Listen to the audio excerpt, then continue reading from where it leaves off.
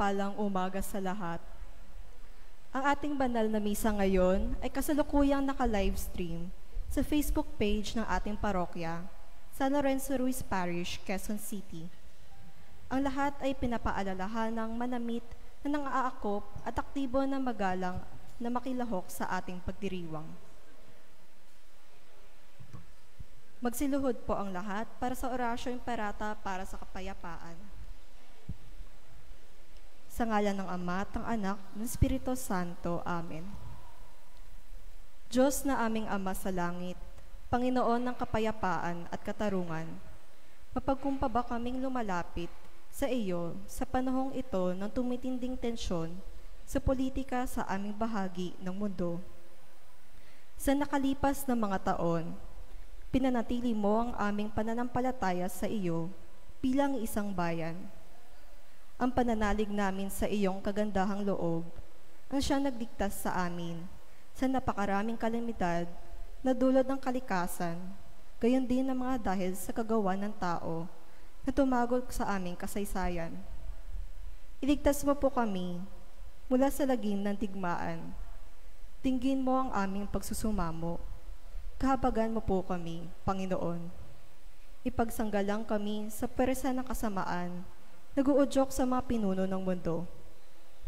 Naniniwala kami na hindi kami nakikipaglaban sa mga tao, kundi sa mga pinuno, sa mga may kapangyarihan, sa mga takapagpamahala ng kadilimang umiiral sa sanlibutang ito, sa mga hukbong espiritual ng kasamaan sa himpapawid.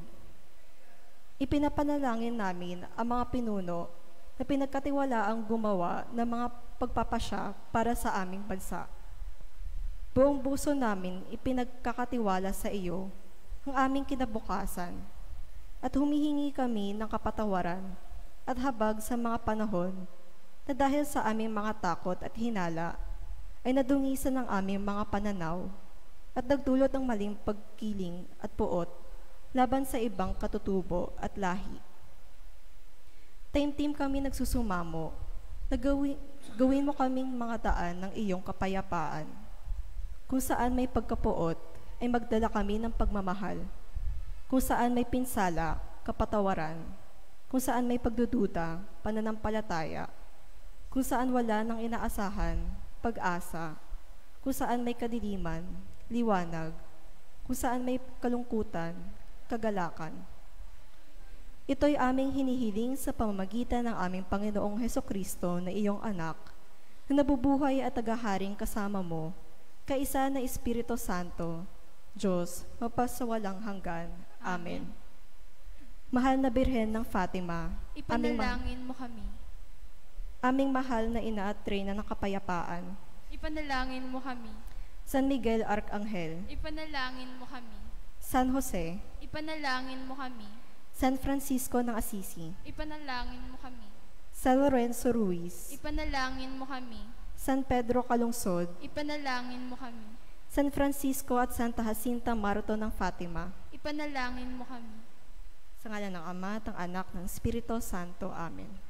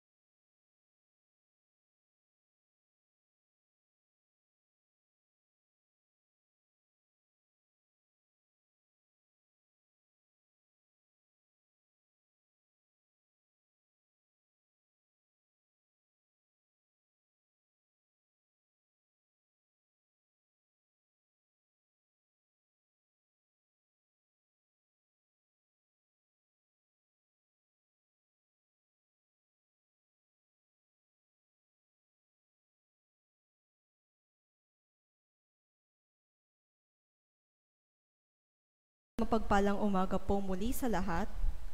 Ngayon po ang ika-25 linggo sa karaniwang panahon. At ang tema ng ating pagdiriwang ay, Taguyod natin ay ang Diyos. Ang hangarin na magtamo ng pinakamagandang resulta at ang mga pagbutihan ang pagpapagawa ay likas na nag-uudyok sa mga tao upang umunlad. Ngunit, karaniwang ito'y dahil sa pagmamataas. Pagmamataas na nagiging dahilan upang tapakan natin ang iba, matamo lamang ang tagumpay. Hindi gayon ang itinuro sa atin ni Jesus. Sa Ebanghelyo, hinahamon ni Jesus ang kanyang mga disipulo na maging lingkod ng lahat. Iyon ang pinakapraktikal at mabisang paraan ng pagsugpo sa pinsalang bunga ng mga makalabang pagnanasa sa ating kalooban. Sa Eukaristiyang ito, idinalangin natin sa Panginoon ang biyayang makapaglingkod dahil sa pagmamahal at ang may pagmamahal. Tanging ang Diyos ang ating taguyod sa kabila ng matindi at iba't ibang uri ng tagtuyot. Magsitayo na po tayong lahat at simulan ating pagdiriwang na pamumunuan ni Reverendo Father Bienvenido Luke Tobles, Vicar Foreign ng San Isidro Labrador Vicariate at Parish Priest ng The Our Father Parish.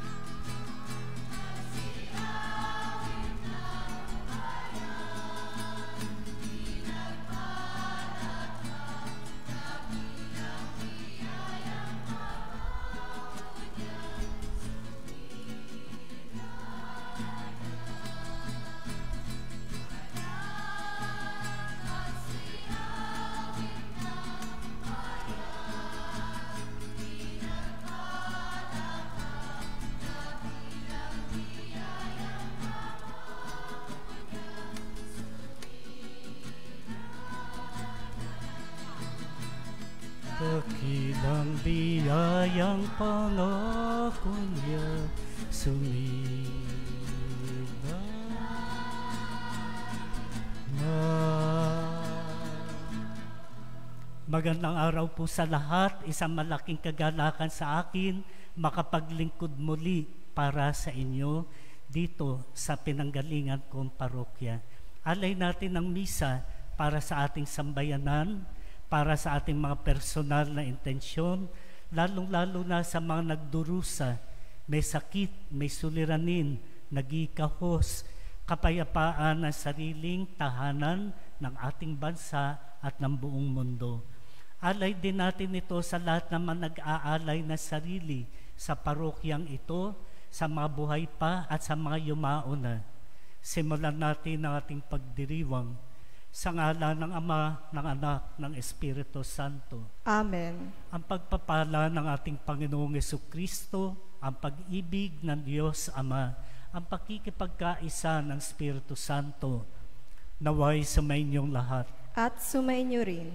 Ihanda natin ating sarili sa ating pagdiriwang. Magsisimuna tayo sa mga nagawa nating kasalanan.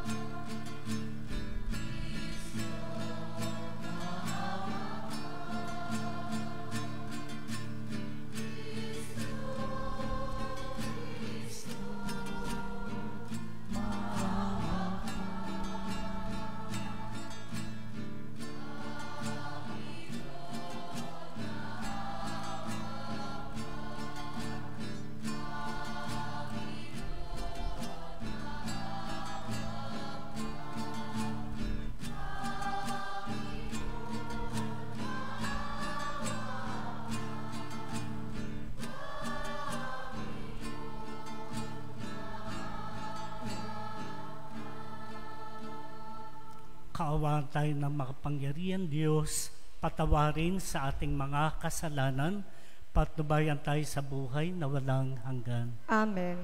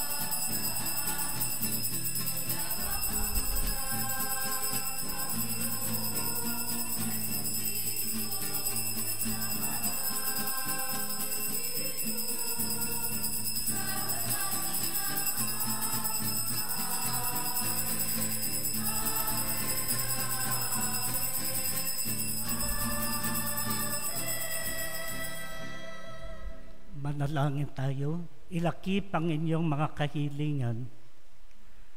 Amang makapangyarihan, itinakda mo lahat ng mga utos mo, mauwi sa pag-ibig sa iyo at sa kapwa-tao.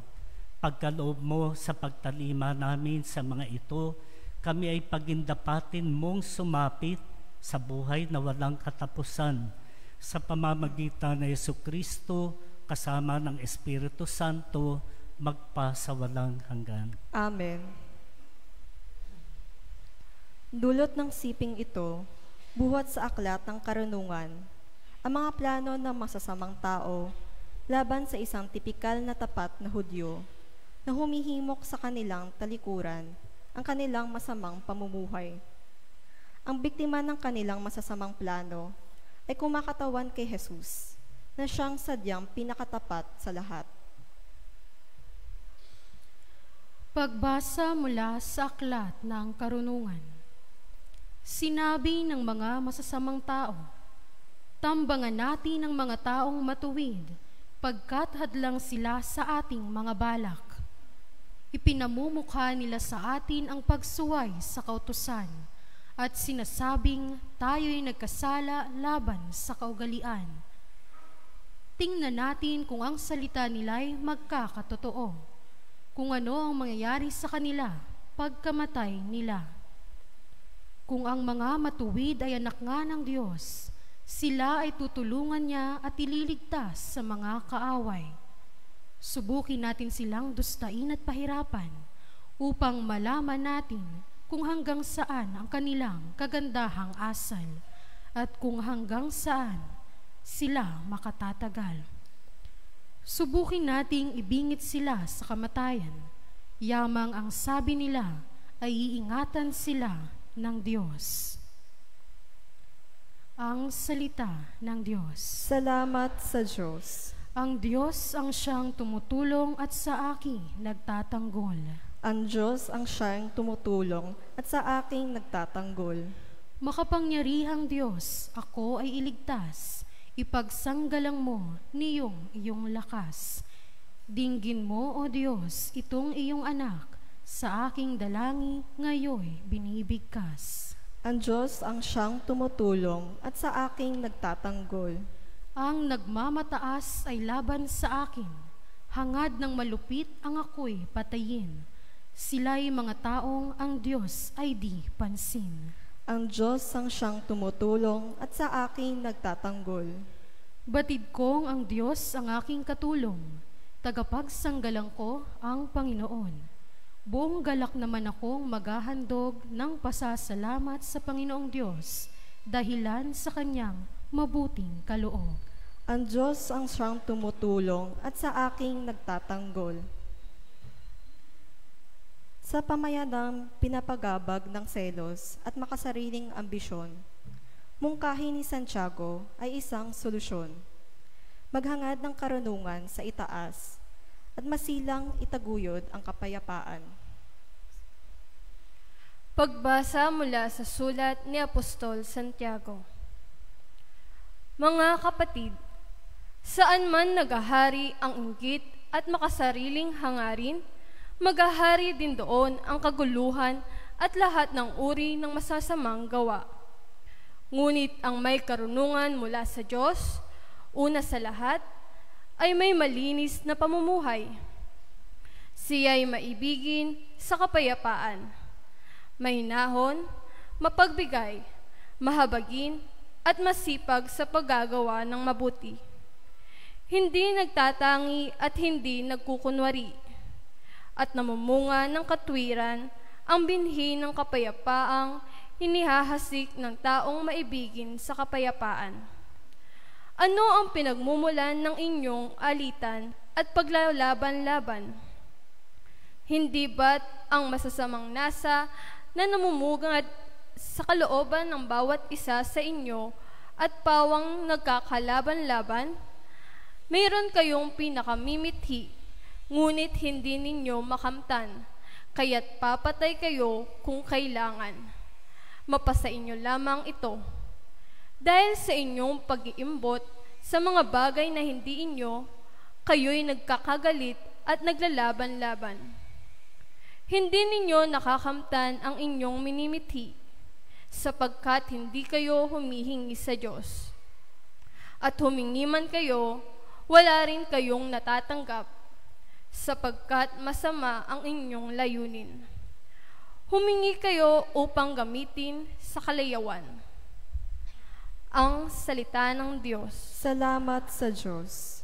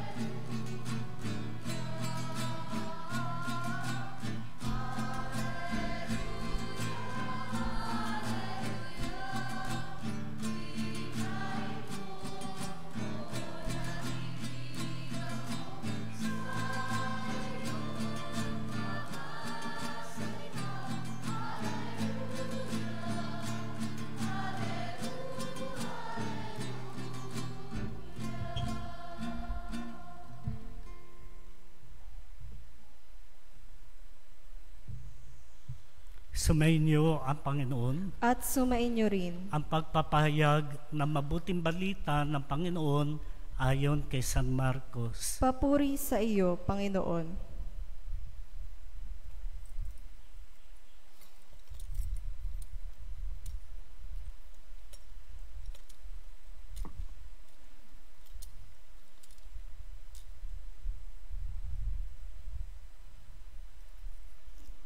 Noong panahon yun, si Jesus at ang kanyang mga alagad ay nagdaan sa Galilea. Ayaw na Jesus malaman ito ng mga tao sapagkat tinuturuan niya ang kanyang mga alagad. Sinabi niya, ang anak ng tao ipagkakanulo at papatayin, ngunit muling mabubuhay sa ikatlong araw. Hindi nila naunawaan ang sinabi niya. Ngunit natatakot naman silang magtanong sa kanya. At dumating sila sa Capernaum. Nang sila ay nasa bahay na, tinanong ni Jesus ang kanyang mga alagad, ano ba ang pinagtatalunan ninyo sa daan? Hindi sila kumibo, sapagkat ang pinagtatalunan nila ay kung sino ang pinakadakila sa kanila. Naupo si Jesus, tinawag ang 12 at sinabi, ang sino mang nagnanais maging una ay dapat maging huli sa lahat at maging lingkod ng lahat. Tinawag niya ang isang maliit na bata, pinatayo sa harapan nila. Pagkatapos kinalong niya ito at sinabi, ang sino mang tumatanggap sa isang maliit na bata na tulad nito, alang-alang sa akin, ay tumatanggap sa akin. At sino mang tumatanggap sa akin, hindi ako ang kanyang tinatanggap, kundi ang nagsugo sa akin. Mga kapatid, ang mabuting balita ng ating kaginhawaan. Pinupuri ka namin, Panginoong Hesukristo. Magandang umaga po, isaayos muna ang ating mga sarili. Sa ating pagtahimik, buksan natin ang ating isip at puso.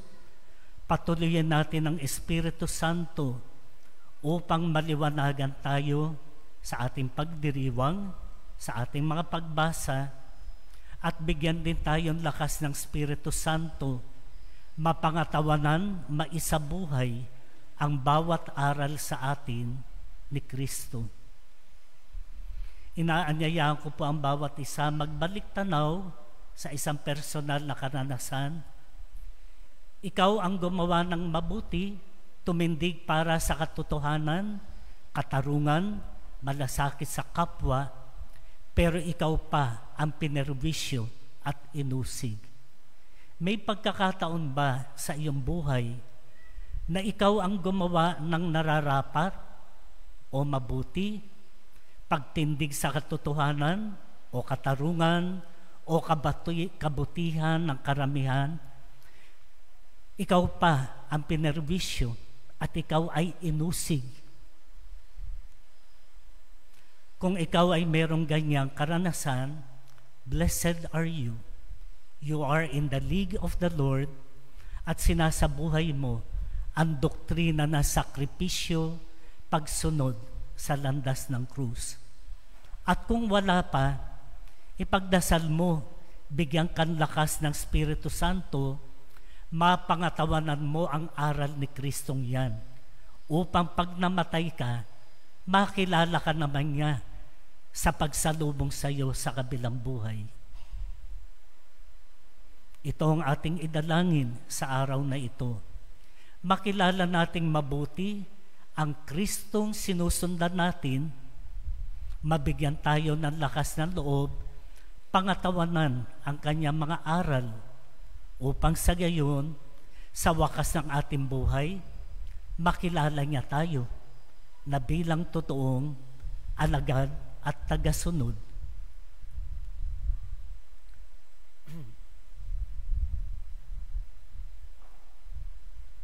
Maaari na pong ibalik ang pansin sa akin.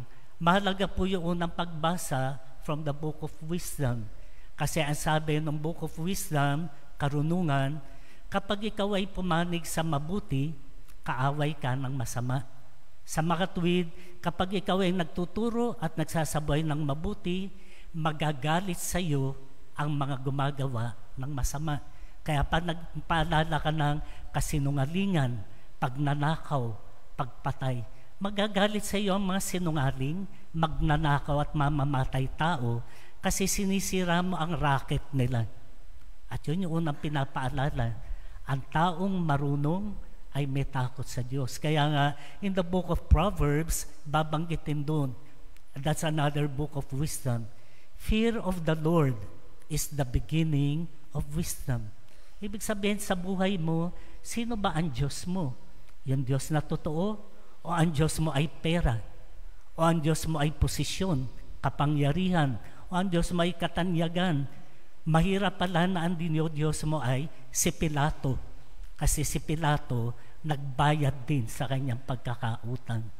At yun yung pinapaalala sa Book of Wisdom, kaya nga sinusugsugan siya ng responsorial psalm. Sa Tagalog, asa Diyos ang aking buhay. God upholds my life. Ibig sabihin, ano man ang mangyari sa akin, kung sa Diyos ako sumasambat natatakot, siya ang bahala sa akin, kahit mapatay pa ako. That's the only way. Kaya, pag pumunta tayo sa ating ikalawang pagbasa sa sulat ni Santiago, Apostol, doon naman niya ipinapaalala na tinatanong niya, saan ang gagaling ang gulo? Bakit kayo nag-aaway-away? Kasi pag ipinipilit mo ang gusto mo at hindi kalooban ng Diyos. Kaya sabi niya, pag hindi nyo nakukuha ang gusto nyo, pumapatay kayo. Pag hindi nyo nakukuha ang gusto nyo, kasi hindi kayo nagdadasal. Nagdadasal man kayo, mali naman ang pinagdadasal nyo. Kaya talagang hindi pwede maging answered prayer. Kasi hindi ka naman pwede magdasal ng, Lord, marami po sana ang mapatay ko para ma-meet ko ang quota ko. Hindi matutuwa ang Diyos doon, hindi nga ibibigay yun. At lalong hindi nga ibibigay na, Lord, marami po sana ang manakaw ko. Dahil kasi pag nagnakaw ka, tiyak mahihirapan yung ninakawan mo. Kaya nga, tatanungin natin yung ating sarili, pag nagdadasal ka, answered prayer ka ba?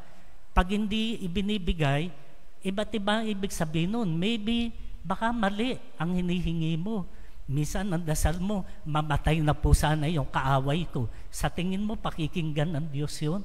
Hindi. Kaya nga, importante na tinitignan din natin, ano ang mga pinagdadasal mo? Sinagot na ba ng Diyos? Ano ang kanyang sagot? Ibibigay ba niya? Hindi? O maghintay ka? At pag dumako tayo sa ating mabuting balita, this is better understood pag dinugtong mo doon sa last Sunday. Kasi ang tawag dito ay the second prediction of the Passion. Pinapaalala ni Jesus, last Sunday, ikalawang ulit ngayon. Ang anak ng tao, ibig sabihin, ang Mesiyas, yung tagapagligtas, yan ang inabot niya. Pinako siya sa krus. Hindi siya namatay, siya ay pinatay. Na ibig sabihin, kung ikaw ay magsasakripisyo sa kabutihan, sa katotohanan, katarungan, kabutihan ng kapwa mo, asahan mo, may magagalit sa iyo at papatayin ka.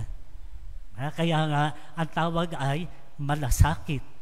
O kaya, nung unang linggo, nakaraan linggo, sabi ni Jesus, ako ang inyong Kristo, ako ang inyong Panginoon, pero ang Panginoon nyo, mamamatay sa krus. Pero siya ay muling mabubuhay. Hindi na narinig ni Pedro yung muling pagkabuhay. Ang narinig na lang niya yung mamamatay. O kaya sabi niya, Lord, hindi na tayo pupunta ng Jerusalem para hindi ka mapatay. Pag hindi ka napatay, hindi ka na rin muling mabubuhay. O kaya ano sabi ni Jesus? Lumayo ka sa akin, ikaw ang iskandalo ng buhay ko. Diba? Satanas ka, matitisod ako ng dahil sa iyo kasi pag mag-isip ka, isip ng tao, hindi isip ng Diyos. Kasi anong isip ng tao? Pag magnanakaw ka, magnanakaw ng piso. Bilyon-bilyon ang nanakawin mo para may pantapal ka sa mga mukhang pera na kaya ipagbili ang katotohanan at katarungan. That's the way of the world. Money talks. Kaya nga, makikita natin, pinasusukat sa atin ang ating pananampalataya. Ngayon naman, interestingly, anong issue naman? Kauulit lang ni Jesus. Sabi niya, kung susunod kayo sa akin, dapat marunong kayo magsakripisyo. On the way home, nag-aaway-away yung kanyang mga fans club. Yung sumusunod sa kanya. Tapos, pero alam ni Jesus kung ano yung pinag-aawayan nila. Pagdating sa loob ng bahay, sabi nga, anong pinag-aawayan nyo? Hindi sila kumibo. Napahiya sa sarili nila. Kasi ang pinag-aawayan nila kung sino ang bida-bida. Kaya nga, nung nagbibida-bida silang ganyan, anong sinabi ni Jesus? Yung gusto maging bida, dapat magpakumbaba. Yung gusto maging bida, dapat maglingkod, magpailalim. Totoong magpuyat, hindi magpuyat-puyatan. Kasi minsan yung bida-bida. Kunwari nagpuyat, hindi naman ikaw yung nagpuyat sa pagdakip kay Kibuloy. Sat-sat ka lamang. Diba? At yun yung paalala sa atin. At importante na ang tuturuan ni Jesus ngayon ay yung 12. Pag sinabi mo 12, hindi na fans club yan. Yung inappoint niyang leader. Kayo ang mga mamumuno. Kaya sabi nga, kumuha siya ng visual aid. Ano ang kanyang visual aid? Kumuha siya ng isang batang maliit. Sabi nga, yung nagmamalasakit sa ganitong maliit, ako ang pinagmamalasakitan. Yung nagmamalasakit sa akin, sa Diyos nagmamalasakit. At sino ang batang maliit? Ang batang maliit ay uto-uto, madaling igisa sa sariling mantika, madaling gahasain. O kaya pala, pag tinignan natin, kung ikaw ay appointed leader, hindi ka ginawang leader para gawin mong dinugwan yung ipinagkatiwala sa iyo, na ipasok mo sa Bartolina at ipapatay mo sila. Mabigat na pananagutan ang pamumuno. Kung ikaw ay nanay at tatay, ikaw ang tagapamuno ng pamilya mo. Kung ikaw ay leader ng ministry nyo o anong organization, huwag kang magpabida-bida. Kung gusto mong totoong maging bida, magpakumbaba ka at maglingkod ka. At yun yung pagmamalasakit. At yun yung ipinapaalala sa atin. Kaya nga, sa ating mabuting balita ngayon, ito ang pinapaalala ng Panginoon. Sakripisyo. Tatanungin mo ngayon ang sarili mo, ano bang pinagsasakripisyo mo sa buhay mo? Para ba sa kayamanan? Totoo, nagsasakripisyo ka, pero para kumita ng limpak-limpak na salapi? Anong pinagsasakripisyo mo sa buhay mo? Para sumikat ka, kaya parampa-rampa ka? Anong pinagmamalasakripisyo mo sa buhay mo? Posisyon ba? Kaya patipwet ng kung sino dinilaan mo para maposisyon ka lang. At yan ay mabigat na hamon sa atin. Kasi noong linggo, sa linggong ito, tinatanong tayo ng Panginoon, sino ang Diyos mo? Sino ang sinusundan mo? Kilala mo ba si Kristo? At iba yung kilala mo si Kristo, iba naman yung isinasabuhay mo ang kanyang turo. Kaya nga, it's not an assurance na pag nagsiserve ka sa simbahan, ligtas ka na. Yun nga ang mas nakakakilabot. Nasa simbahan ka na't lahat, nag-aaral ng pananampalataya, pero makapal pa rin ang pagmumukha mo. At ito ay hamon sa ating lahat, na dapat tinatanong natin yung ating sarili, sa ating pagsisimba, sa ating paglilingkod, may kabuluhan ba ang ating sakripisyo? Ilagay kaya natin sa ating pagiging Pilipino. Bumoboto ka ba ng tama? Pinagdadasal mo ba at pinagninilayan mo ang boto mo? Isipin mo, sa ating faith, God writes straight on crooked lines. Ibig sabihin, kahit hindi magandang bagay, gagamitin yan ng Diyos para makonsensya tayo. Isn't it amazing? Ang presidente natin ngayon, ang apelido ay Marcos. At kung ikaw ay hindi bobo sa history, alam mo na isang matandang Marcos ang sumira ng demokrasya rito nang ideklara niya ang martial law 38 years ago, na nasira ang executive, legislative at judiciary kasi napunta sa isang tao. Diba? Siguro naman kung sumusubaybay kayo sa mga investigasyon ng senador at ng kongresista, naging malinaw na ba sa isip mo na bukod doon sa dalawang matinong senador, yung iba ay umeepal na lamang? At mas matitino palang kongresista na dapat ipampalit sa mga epal na senador. Maliban na lang kung nagtetengang kawali ka at nagbubulag-bulagan ka. Secondly, ang Vice President natin ay Duterte. At kung totoo ang aligasyon, ang Duterte ay nakatali sa extrajudicial killing. Kaya minabuti kaya ng Panginoon na itatak sa ating history ang dalawang apelidong yan, Marcos at Duterte. At ngayon, tanungin mo ang sarili mo, tayong mga taga-simbahan, we love the poor.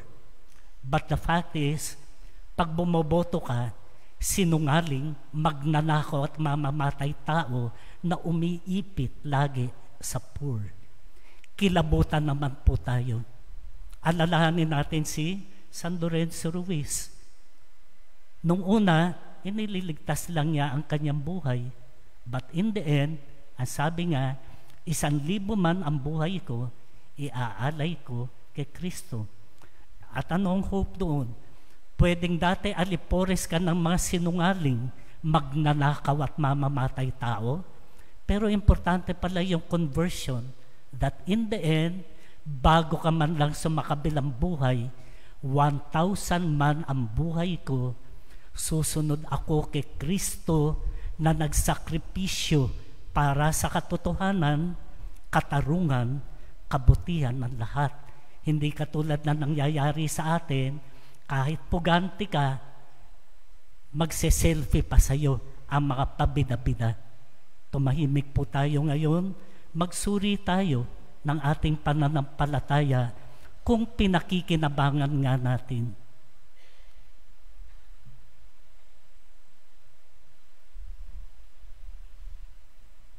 Tumayo na po ang lahat, ipahayag natin ang ating pananampalataya.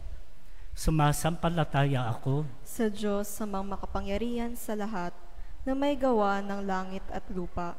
Sumasampalataya ako kay Hesukristo, iisang anak ng Diyos, Panginoon nating lahat.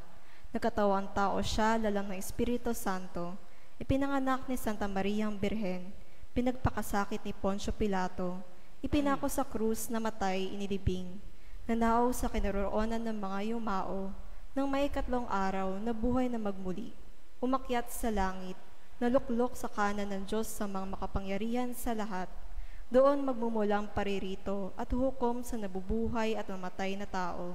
Sumasampalataya naman ako sa Diyos Espiritu Santo, sa banal na simbahang katolika, sa kasamahan ng mga banal, sa kapatawaran ng mga kasalanan, sa pagkabuhay na muli na namatay na tao, at sa buhay na walang hanggan. Amen.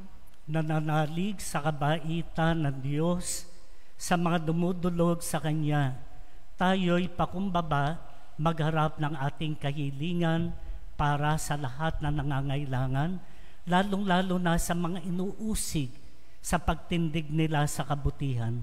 Hihilingin natin, bukal ng lahat ng kasiyahan, dinggin mo kami. Bukal ng lahat ng kasiyahan, tinggin mo kami.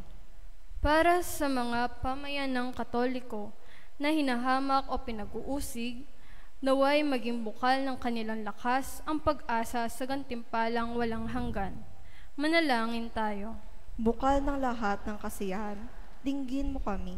Para sa Santo Papa at iba pang pinuno ng simbahan, naway pahalagahan nila ang kababaang loob at ang diwa ng paglilingkod sa pagtulad kay Jesus na siyang lingkod ng lahat. Manalangin tayo.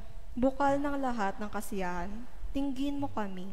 Para sa mga katikista at lahat ng naglilingkod sa catechetical ministry, naway makita nila magantimpalaan ng tagumpay ang kanilang mga pagsisikap sa paghubog sa kabataan alinsunod sa mga turo ni Jesus. Manalangin tayo.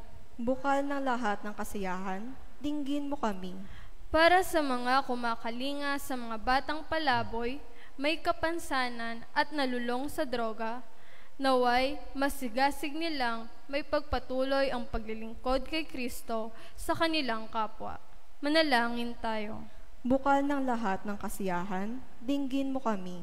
Upang tayong lahat ay matutong makinig sa panaghoy ng kalikasan at sa pagtangis ng lahat ng biktima ng mga trahedya sa kalikasan at hagupit ng pagbabago ng klima, at ng lahat ay matuturing mga laga para sa daigdig na kinalalagyan natin. Manalangin tayo. Bukal ng lahat ng kasiyahan, dinggin mo kami. Para sa mga kasapi ng Catholics for Family and Life, CFC, naway manatili sa kanilang mga puso at isip ang taimtim na pagsaserbisyo na may tuwa, dedikasyon at commitment sa kanilang ministry ng parokya. Manalangin tayo. Bukal ng lahat ng kasiyahan, dinggin mo kami.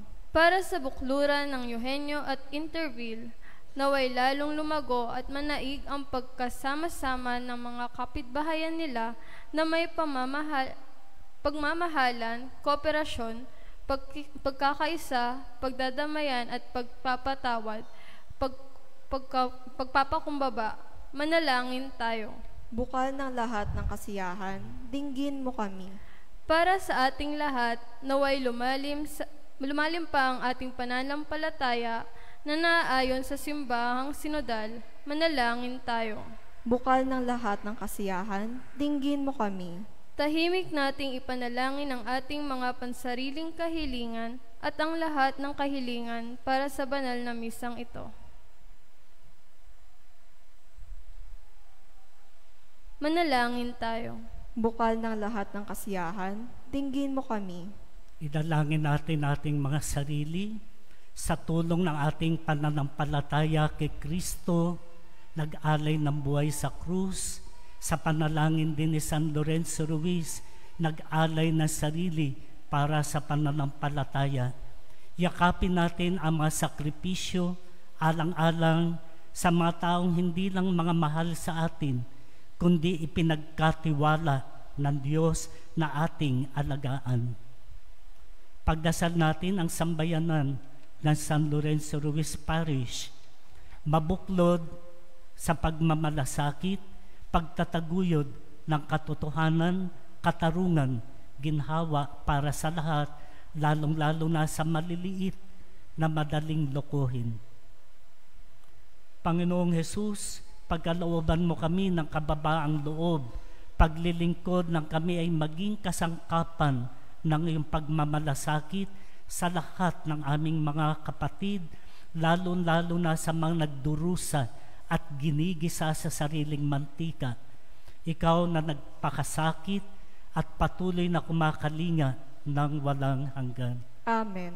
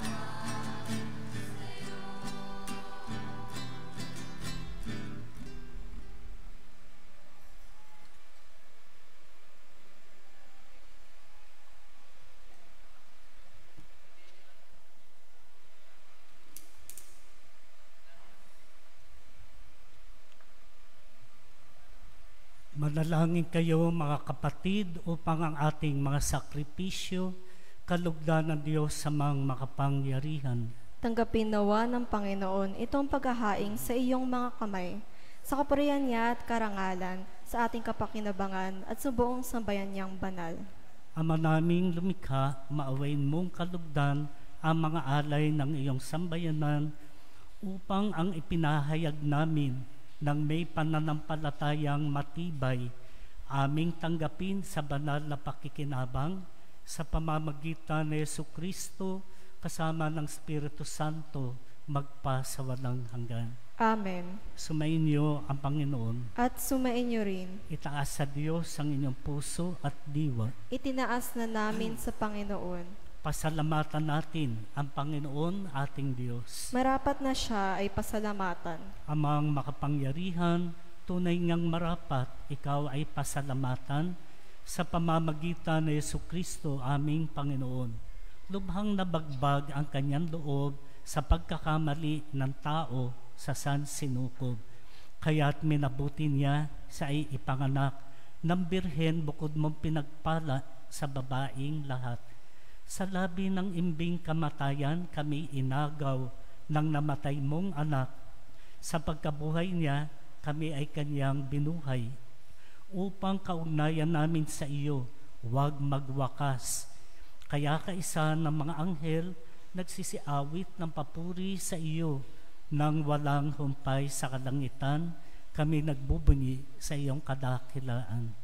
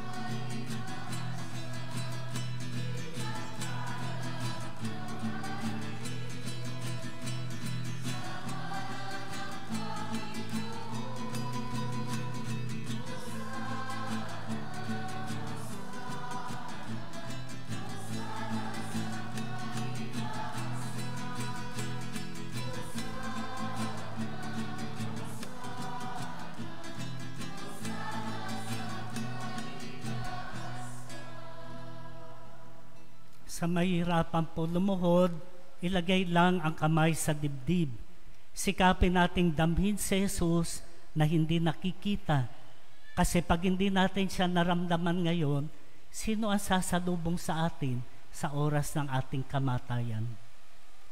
Amang banal, ikaw ang bukal na lahat ng kabanalan, kaya't sa pamamagitan ng iyong Espiritu, gawing banal ang mga kaloob na ito upang para sa amin ay maging katawan at dugo ng aming Panginoong Hesukristo. Bago niya pinagtiisan kusang loob na maging handog, hinawakan niya ang tinapay, pinasalamatan kanya, pinaghati-hati yun, inabot sa kanyang mga alagad at sinabi, tanggapin ninyo lahat ito at kanin, ito ang aking katawan, hinahandog para sa inyo.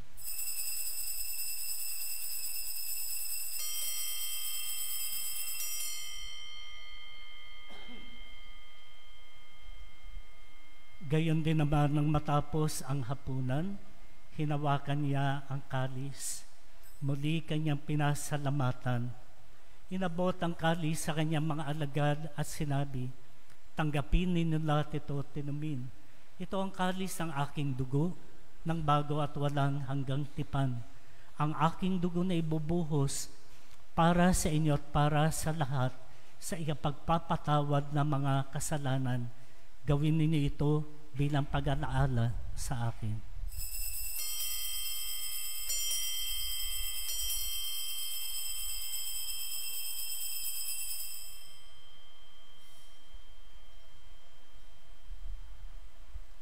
Ipagbunyi ang misteryo ng ating pananampalataya.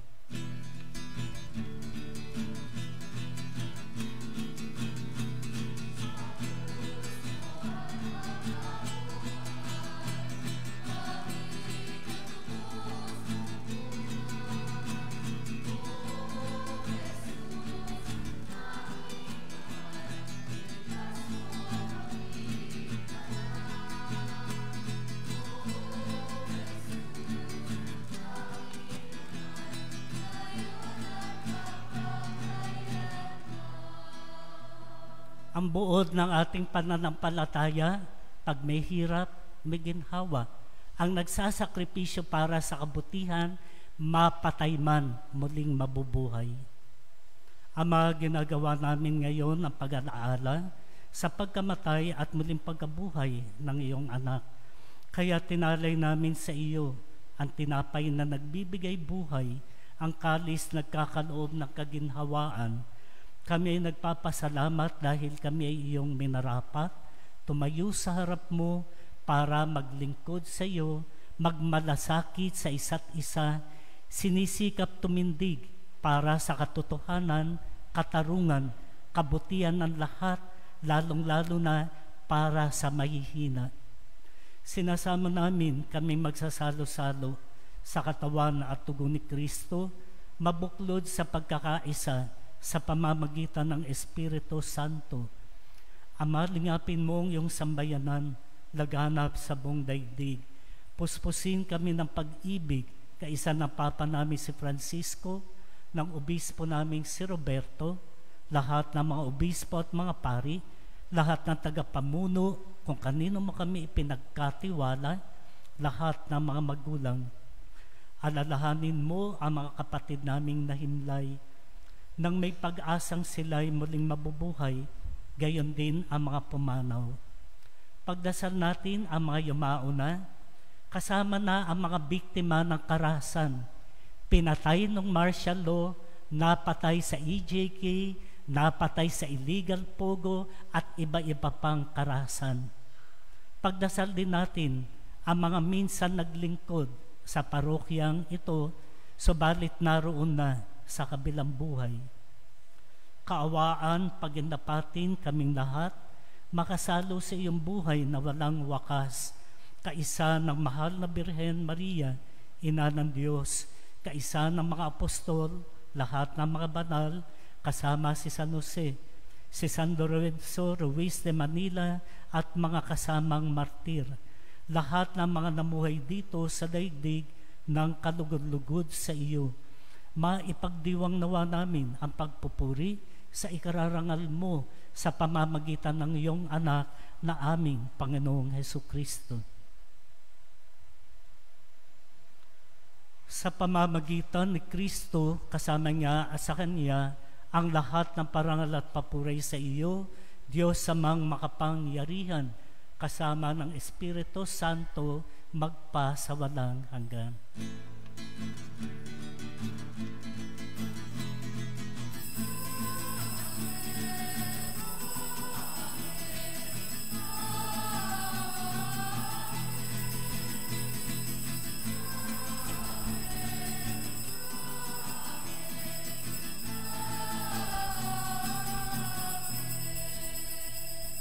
Tumayo na po ang lahat. Pag tinitignan ko si Go Waping, iniimbestigahan, bakit kaya ngingisi-ngisi siya? Hindi kaya sa loob-loob nga, hanggat may mukhang perang Pilipino, ligtas ako. Tumawag tayo sa ating Ama sa langit.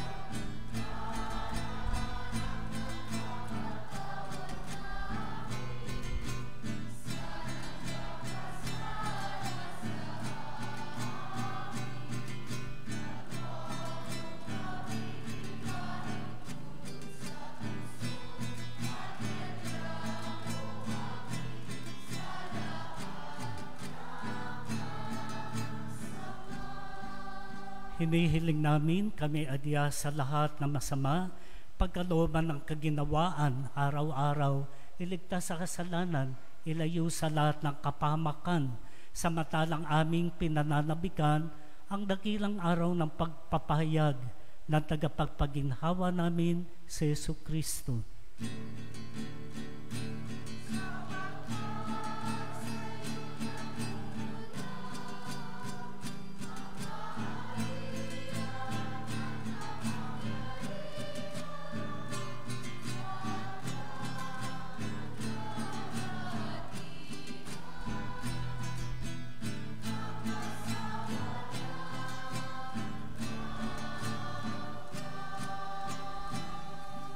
Panginoong Jesucristo, sinabi mo sa iyong mga apostol, kapayapaan iniiwan ko sa inyo, ang aking kapayapaan binibigay ko sa inyo. Tunghayan mo ang aming pananampalataya, huwag ang aming mga kawalan ng utang na loob. Pagkalooban kami ng kaginawaan, pagkakaisa, ayon sa iyong kalooban, kasama ng Espiritu Santo, magpa sa walang hanggan. Amen. Ang kapayapaan ng Panginoon ay laging sumainyo. At sumainyo rin. Hari nawa, sana naman mabuksan na ang ating mga mata.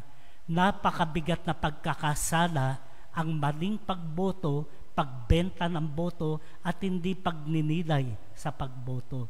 Kasi sa tuwing mali ang boto natin, ang unang ginigisa yung mahihirap. Pero tayo sa simbahan, gustong-gusto natin tumulong sa mahirap. Pero minsan naman, tayo rin ang supporter ng mga pumapatay sa mahirap. Ibahagi sa isa't isa ang kapayapaan ni Kristo.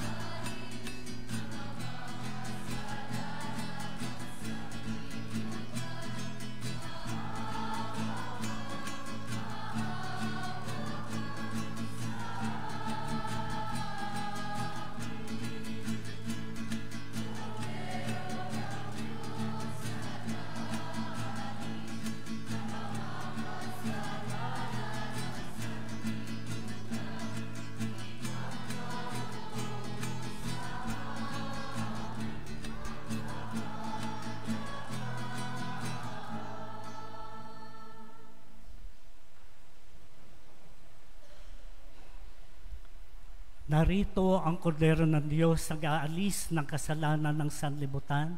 Siya ang perpektong huwaran natin na ang nagmamalasakit sa kabutihan, muling mabubuhay. Mapapalad tayo, inaaniyang makisalo sa kanyang piging. Panginoon, hindi ako karapat-dapat na magpatuloy sa iyo, ngunit sa isang salita mo lamang ay gagaling na ako.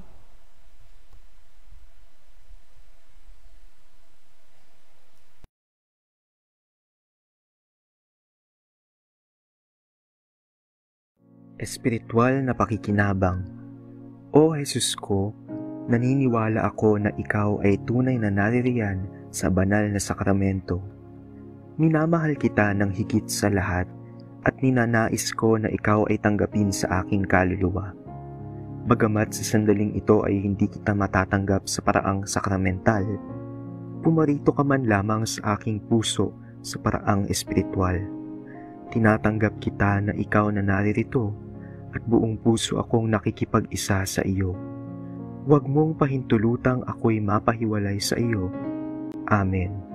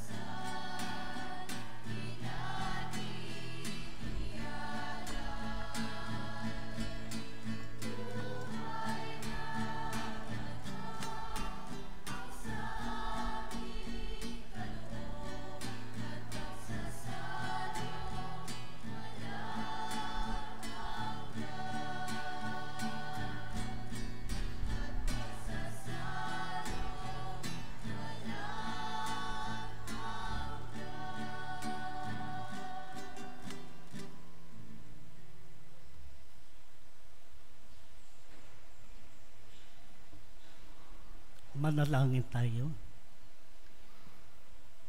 Ama namin mapagmahal, kaming pinapagsalo mo sa banal na pakikinabang, patuloy mong kaawaan at tulungan upang ang aming tinanggap ang siya nawang umiral sa pamumuhay namin sa araw-araw, bunga ng iyong pagtubos, aming pinagdiwang sa pamamagitan ng Jesucristo, kasama ng Espiritu Santo, magpa sa walang hanggan.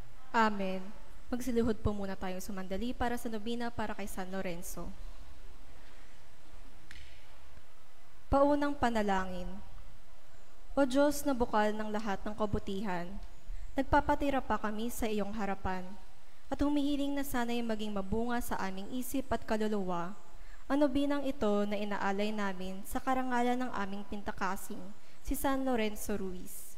Liwanagan mo ang aming pag-iisip upang makilala namin ang mga katotohanang itinuro mo sa pamamagitan ng iyong anak na si Jesus. Papag-alabin mo rin sa pag-ibig ang aming puso upang ito'y maging laging laan sa pag-ibig sa pananampalataya hanggang sa ito'y maitaguyod at maipagtanggol namin tulad ng ginawa ni San Lorenzo Ruiz. O mahal ng Birhen, tumudulog kami sa iyo bilang ina ng aming mananakop, ina rin ng sangkatauhan at halimbawa sa kababaang loob at pagkamusunurin. Sa tulong ni San Lorenzo Ruiz na kinasihan ng pag-ibig sa iyong pangalan, idalangin mo na kamtin rin namin ang biyayang tinatanggap ni San Lorenzo Ruiz na mahalin ang aral at turo ng Panginoon hanggang sa huling sandali ng buhay. Amen. Panalangin para sa 9 na araw. O San Lorenzo Ruiz, na nagpakita ng halimbawa sa pagpapakasakit at pagtatakwil ng sarili, huwag lamang talikdan ang Diyos at ang pananampalataya. Hinihiling namin sa iyo, nalingunin mo ang aming mga pangangailangan, pangkaluluwa at pangkatawan. Sa gayon ay makapaglilingkod kami ng tapat at lubos sa Diyos at kapwa. Sa pamamagitan ng iyong kamatayan, sa kamay ng mga walang Diyos, ipinakita mo ang kalhagan ng sakripisyo, alang-alang sa isang layuning makalangit. Sa lahat ng pagkakataon, maging noong nasa Maynila ka, hanggang sa makarating sa ibang bansa, pinamayani mo ang pagsunod sa kalooban ng Diyos. Tulungan mo rin kami na magkaroon ng diwa ng pagsunod sa kanyang kalooban, tulad ng hinihiling namin sa panalangin Ama namin. Huwag mong itulot, o San Lorenzo Ruiz, na kami mapabilang sa mga taong nagmamahal sa mga bagay ng makamundo, higit kay siya sa mga kagalingan makalangit. Manahimik po tayong sumandali at banggitin ang ating mga kahilingan. Tulungan mo kaming dumalangin na laging manatili sa biyaya ng Panginoon, ayon sa banal na halimbawang ipinakita mo, alang-alang kay Jesucristo ang aming Panginoon, na siyang pinagmumulan ng lahat ng kabutihan. Amen. Magsiupo po muna lahat para sa ilang paalaala. Una, meron pa tayong second collection para sa pagpapatayo ng Kristong Hari Parish Shrine of the Youth.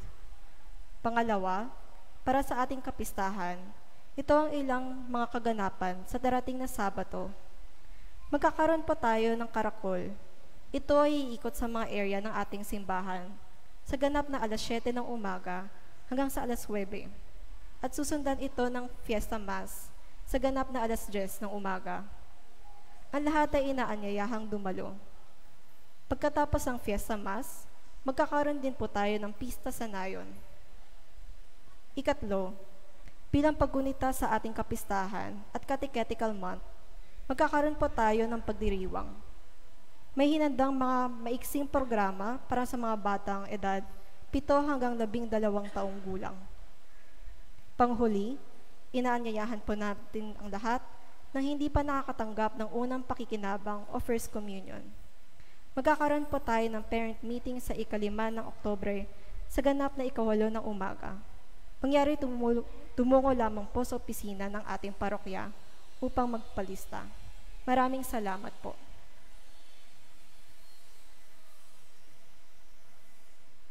Tumayo na po ang lahat. Ang marunong lumingon sa pinanggalingan, makararating sa paroroonan. Kaya't isa pong pagtanaw ng utang na loob ang aking pagbabalik dito. Dahil kung hindi sa mga karanasan ko rito, I won't become the priest that I am today.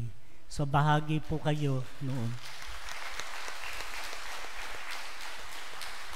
Sana yung mga nauna na sa atin, patawarin ako at ipagdasal din ako. Peace na po tayo. Sumayin niyo ang Panginoon. At sumayin niyo rin. Sa tulong ng panalangin ng ating mahal na ina, ni San Jose, ni San Lorenzo Ruiz at mga kasamang martir. Pagpalain kayong lahat ng makapangyarihan Diyos, ang Ama, Anak at Espiritu Santo. Amen. Tapos na ang pagdiriwang, umayon taglay ang kapayapaan at pagsasakripisyo sa mga minamahal sa buhay. Salamat sa Diyos. Happy Fiesta po. God bless you.